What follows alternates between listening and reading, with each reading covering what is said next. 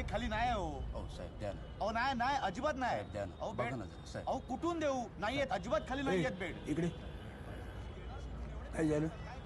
अजून थोडा वेळ थांबायला लागेल म्हणते. का? बेड खाली नाही तिथं लय माणसं आलं आधीच. बेड भेटणार नाही हो. अहो साहेब बघा ना. अहो डोकं नका जाऊ, नाहीये बेड इथे हो.